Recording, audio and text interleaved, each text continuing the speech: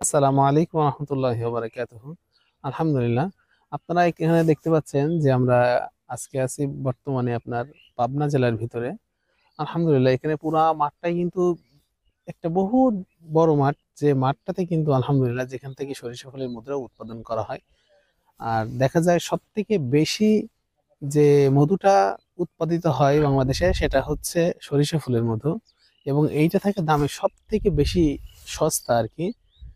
মানে অন্যান্য মধুর তুলনায় দেখা যায় দামটা কম থাকে, কিন্তু আসলে এই মধুটার উপকারিতা বা আমরা অনেকেই জানি যে সরিষা ফুলের মধু চাষ হয়, যেহেতু চাষ হয় সেহেতু এটার পুষ্টি গুণাগুণ বা এটার খাদ্য তালিকায় রাখলে এটার যে গুণগত মান বা ঠিক থাকে না, আসলে অনেকে ফিডিং করে বা এরকম আমাদের মনের ভিতরে বিভিন্ন রকম চিন্তা ভাবনা থাকতে পারে।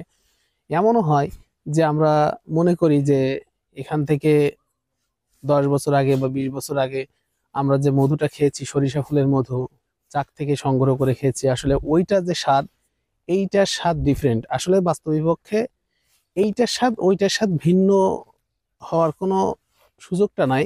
কারণ যদি মধুটা পিওর হয়, অবশ্যই আপনি সেই স্বাদটা কিন্তু অনুভব করতে পারবেন ইনশাল্লাহ। আর আমাদের যে মধুটা, এই মধুটা কিন্তু মানে এই যে মাঠ, এখানে খামারটা বসানো আছে। আর আমাদের যে মধুর যে গ্রেডটা, আসলে গ্রেডটা অনেকে আসলে নির্ধারণ করে মেশিনের মাধ্যমে। তো আসলে এখানে পিওরিটির বিষয়টা থাকে একটা, আর দ্বিতীয় থাকে আপনার মধুর যে গ্রেডটা, মধুর মানটা।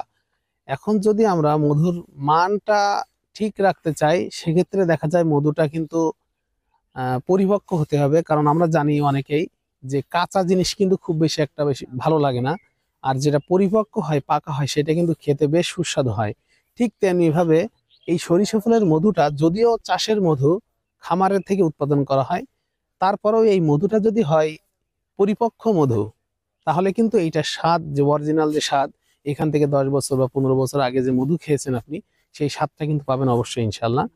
আর বিশেষ করে একটা কথা, সেটা হচ্ছে আমরা অনেকে আছি বাজার থেকে যে গ্লুকোজ গুলো কিনে আমাদের বাচ্চাদেরকে খাওয়াই।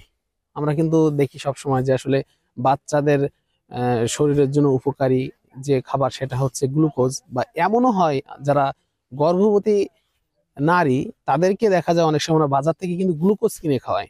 তো আমাদের একটা সাজেস্ট, এই সরিষা ফুলের মধু জমে যায়, তো সরিষা ফুলের মধু জমার কিন্তু একটাই কারণ, এটাতে প্রচুর পরিমাণে গ্লুকোজ এবং ফ্রুক্টোজ থাকে। এই জন্য আপনারা চাইলে আপনার বাচ্চার জন্য অথবা যারা গর্ভবতী নারী, তাদেরকেও আপনি এই সরিষা ফুলের মধুটা দিতে পারেন। কারণ ওই যে বাজার থেকে যে কৃত্রিম ভাবে যে গ্লুকোজটা, ওই গ্লুকোজটার থেকে এইটার আপনি শরীরের এনার্জিও হবে, এরপরে আপনার যে গ্লুকোজের যে উপকারিতা, এটাও আপনি পাবেন। সুতরাং যদি আপনি এই সরিষা ফুলের মধুটা কম দামে, এটা আপনি দীর্ঘদিন রেখে খেতে পারবেন। যেহেতু আমাদের মধুটা আলহামদুলিল্লাহ যথেষ্ট পরিপক্ক এবং যথেষ্ট মানসম্মত, গুণগত মানসম্পন্ন, এই জন্য চাইলে আপনি আমাদের কাছে অর্ডার করতে পারেন। আমাদের মধুটা আমরা খুচরা এবং পাইকারি উভয়টা সেল করে থাকি আলহামদুলিল্লাহ।